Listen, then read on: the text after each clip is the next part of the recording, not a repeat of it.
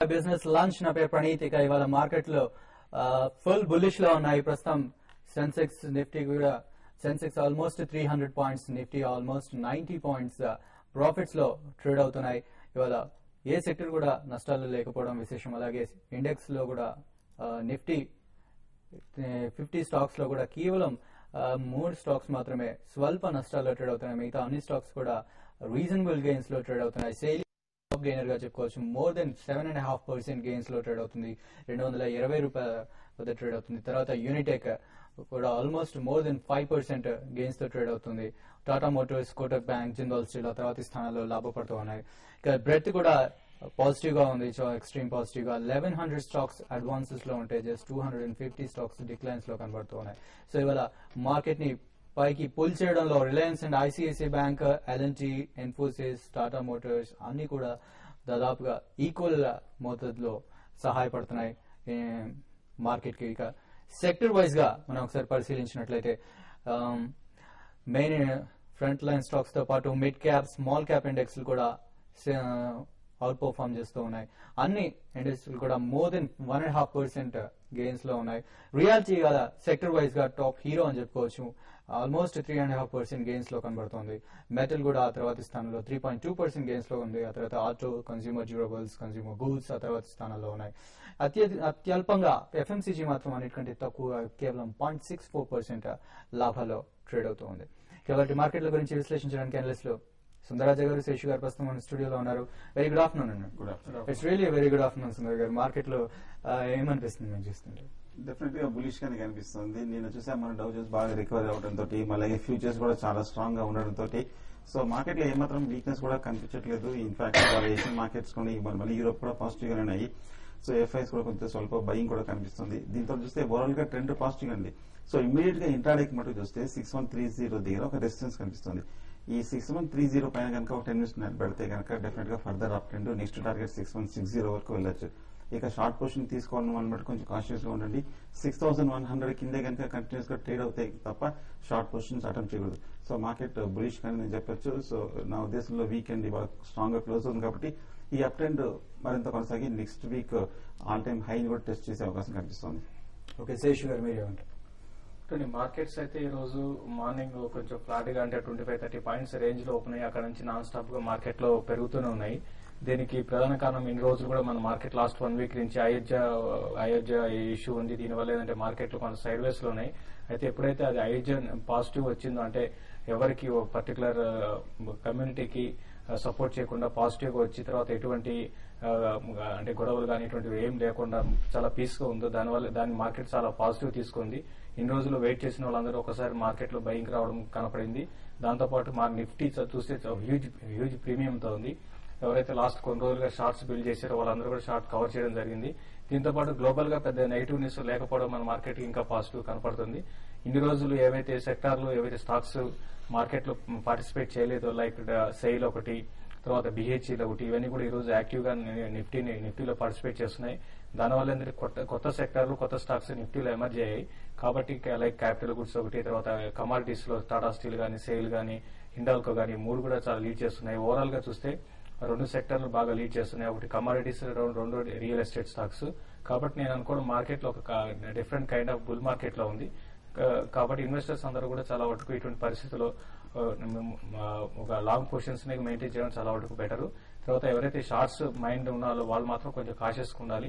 ఇది ఒక market different గా బుల్ మార్కెట్ లో ఉన్నాం కాబట్టి షార్ట్స్ చేయడం కన్నా ఎవరి డిక్లైన్ లో బై చేయడం చాలా వరకు బెటర్ అనిపిస్తుంది. కాబట్టి ఏంటంటే ఒకవేళ షార్ట్ సెల్ చేసినా కూడా ఇమీడియట్ గా స్టాప్ లాస్ పెట్టుకుని తర్వాత ఏమాత్రం స్టాక్ కిందకు వచ్చినప్పుడు ఇమీడియట్ కరెక్ట్ చేసుకొని చాలా వరకు బెటర్ అండి.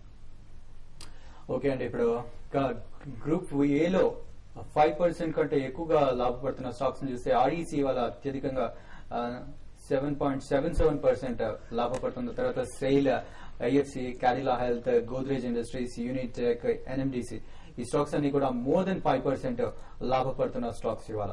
ఇక మన ఫస్ట్ కాలర్ గుంటూరు నుంచి వెంకటేశ్వరరావు గారు లైన్ లో ఉన్నారు, వారితో మాట్లాడదాం. Hello, very good afternoon Venkateswararao గారు, చెప్పండి. నమస్తే సార్. చెప్పండి. లక్ష్మీ విలాస్ బ్యాంక్ వచ్చేసి ఇప్పుడున్న రేట్ తీసుకోవచ్చా? ఇంకొకటి సార్, సింబాలి అనేది షుగర్ సెక్టార్ ఉంటుంది కదా, ఇటు రెండింటి గురించి చెప్తారు సార్ కొంచెం. ఓకే. లక్ష్మీ విలాస్ బ్యాంక్ చూస్తే కనుక టెక్నికల్ గా ఒక మైనర్ కరెక్షన్ చూస్తున్నామండి. 140 నుంచి 130 వరకు కొంచెం వీక్నెస్ చూస్తున్నాము. బట్ ఓవరాల్ గా మీరు బ్యాంక్స్ ని కూడా బులిష్ గా ఉన్నాయి. సో ఈ లెవెల్లో ఫ్రెష్ బయింగ్ అయితే నాకు అంత సజెస్ట్ చేయడం కాదు. సో నా ఉద్దేశంలో కాషియస్ గా అయితే మటుకు మీరు రిస్క్ తీసుకున్నట్లయితే కనుక 130 డిప్ లో మీరు లక్ష్మీ విలాస్ బ్యాంక్ బై చేయొచ్చు. అలాగే సింబాలిక్ గా చూస్తే టెక్నికల్ గా బులిష్ అనేది, అలాగే ఫండమెంటల్ కూడా ఒక మీడియం సైజ్ ఫండమెంటల్ గా మంచి కంపెనీ సింబాలిక్ ఫిగర్స్. కాకపోతే కరెంట్ రేట్ 45-46 దగ్గర ఆల్మోస్ట్ ఇయర్లీ హై దగ్గర ఉన్నమాట. అక్కడ నా ఉద్దేశం మరింత షార్ట్ టర్మ్ ఒక కపుల్ ఆఫ్ వీక్స్ కన్సాలిడేషన్ అయ్యే అవకాశం కనిపిస్తుంది.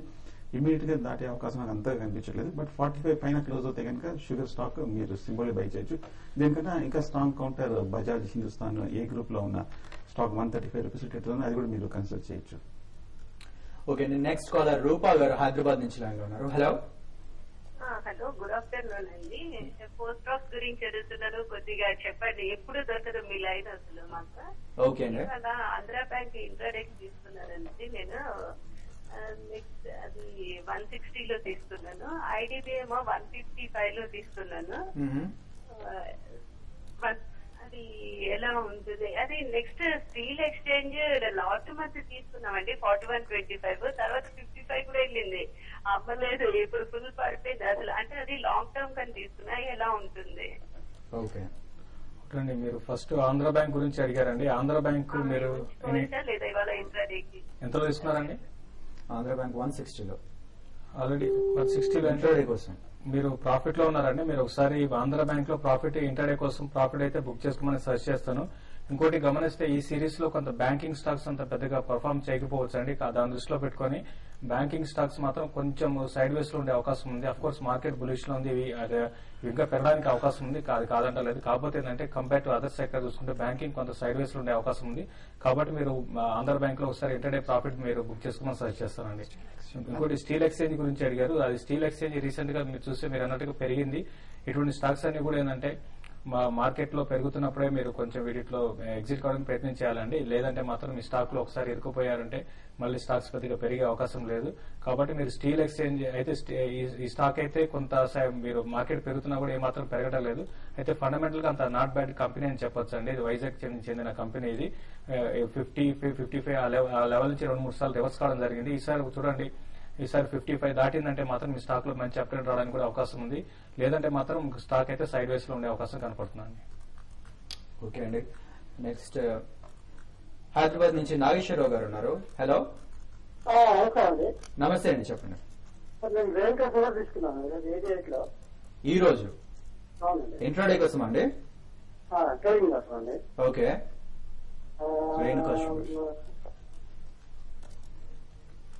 ఓకే, రేణుకా షుగర్ చూస్తే టెక్నికల్ గా ఇంట్రాడే అని చెప్పలేమండి. బట్ ఓవరాల్ గా షార్ట్ టర్మ్ అయితే కనుక పాజిటివ్ గానే ఉంది. షుగర్ స్టాక్స్ అన్ని కూడా డిమాండ్ ఎక్కువగానే ఉంది. గ్లోబల్ గా సప్లైస్ కూడా తక్కువగా ఉండడం వల్ల ఇండియన్ షుగర్ స్టాక్స్ అన్నిటికీ కూడా ఒక స్ట్రాంగ్ బయింగ్ మనం చూస్తున్నాం.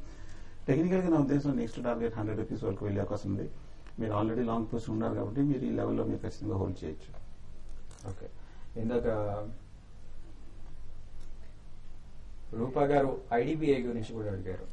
ఐడిబిఐ అయితే మీరు చాలా స్ట్రాంగ్ అప్ ట్రెండ్ లో ఉందండి. కంపేర్ చేసుకుంటే అదర్ బ్యాంక్స్ కంపేర్ చేసుకుంటే ఈ స్టాక్ అయితే అంత పెద్దగా పెరగలేదు. అయితే లాస్ట్ ఒక 15-20 డేస్ నుంచి ఈ స్టాక్ లో మంచి అప్ ట్రెండ్ ఉంది. దీనికి ఒక రూమర్ కూడా ఉందండి, పంజాబ్ నేషనల్ బ్యాంక్ లో అయితే మెర్జ్ అయ్యే అవకాశం ఉందని అదొక రూమర్ ఉంది. ఏదైనా కూడా ఈ స్టాక్ అయితే మీరు హోల్డ్ చేయండి. ఇంకా స్టాక్ పెరిగే అవకాశం ఉంది. 185 to 190 రూపీస్ దాకా టార్గెట్ చెప్పొచ్చు అండి. నెక్స్ట్ 2 to 3 months లో డెఫినెట్ గా ఎవ్రీ డిక్లైన్ దీన్ని బయింగ్ చేసే స్టాక్ అని చెప్పొచ్చు అండి. ఓకే, నెక్స్ట్ ఖమ్మం నుంచి నరేష్ గారు మన next caller. Hello. Hello sir. Naresh గారు చెప్పండి, టీవీ వాల్యూమ్ మ్యూట్ లో పెట్టండి. ఓకే సార్, చెప్పండి. సార్ నేను గల్ఫాయిలు 100 లో తీసుకున్నాను సార్, 1000. ఓకే, ఈ ఉంచుకోవాలి సార్, హోల్డ్ చేయొచ్చా అమ్మేమంటారు సార్?